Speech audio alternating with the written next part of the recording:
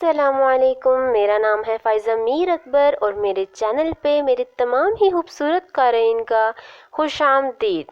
حضرت بلال اور حضرت محمد مصطفیٰ صلی اللہ علیہ وآلہ وسلم کی پہلی ملاقات۔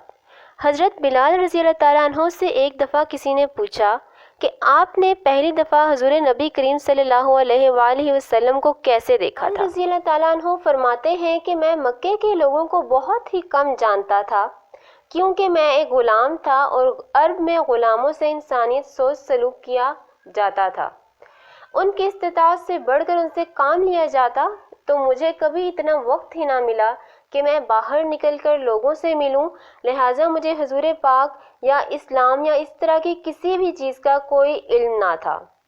ایک دفعہ کیا ہوا کہ مجھے سخت بخار نے آ لیا، سخت جاڑے کا موسم تھا اور انتہائی ٹھنڈ اور بخار نے مجھے کمزور کر کے رکھ دیا، لہٰذا میں نے لحاف اوڑھا اور میں لیٹ گیا۔ ادھر میرے مالک جو یہ دیکھنے کے لیے آیا کہ میں جو پیس رہا ہوں یا نہیں، وہ مجھے لحاف اوڑھ کر لیٹا ہوا دیکھ کر آگ بگولا ہو گیا۔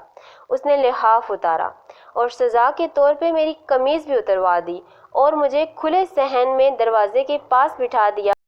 یہاں بیٹھ کے جو پیس، اب سخت سردی، اوپر سے بخار اور اتنی مشقت والا کام، میں روتا جاتا تھا اور جو پیستا جاتا تھا۔ کچھ ہی دیر میں دروازے پر دستک ہوئی، ٹھک ٹھک ٹھک۔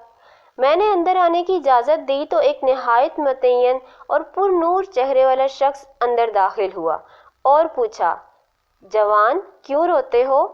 جواب میں نے کہا، جاؤ اپنا کام کرو، تمہیں اس سے کیا، میں جس وجہ سے بھی روؤں؟ یہاں پوچھنے والے بہت ہیں لیکن مداوع کوئی نہیں کرتا۔ قصہ مختصر، بلال نے حضور کریم صلی اللہ علیہ وآلہ وسلم کو کافی سخت جملے کہہ دیے۔ حضور صلی اللہ علیہ وآلہ وسلم یہ جملے سن کر چل پڑے۔ جب چل پڑے تو بلال نے کہا کہ بس، میں نہ کہتا تھا، پوچھتے سب ہیں، مداوع کوئی نہیں کرتا۔ حضور یہ سن کر بھی چلتے رہے۔ بلال کہتے ہیں کہ میں دل میں جو ہلکی سی امید جاگی تھی کہ یہ شخص میری کوئی مدد کر دے گا، وہ بھی چلی گئی، لیکن بلال کو کیا معلوم کہ جس شخص سے اب اس کا واسطہ پڑا ہے وہ رحمت للعالمین ہے۔ بلال کہتے ہیں کہ کچھ ہی دیر میں وہ شخص واپس آیا، اس کے ایک ہاتھ میں گرم دودھ کا پیالہ اور دوسرے میں کھجوریں تھیں۔ اس نے وہ کھجوریں اور دودھ مجھے دیا اور کہا، کھاؤ پیو اور جا کے سو جاؤ، آرام کرو۔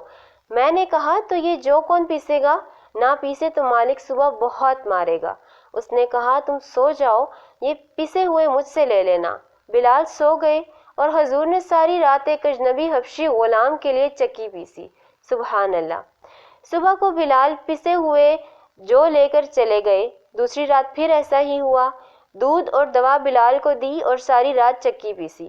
ایسا 3 دن مسلسل کرتے رہے، یہاں تک کہ بلال ٹھیک نہ ہو گئے۔ یہ تھا وہ تعارف جس کے بطن سے اس لافانی عشق نے جنم لیا کہ آج بھی بلال کو صحابی رسول بعد میں اور عاشق رسول پہلے کہا جاتا ہے۔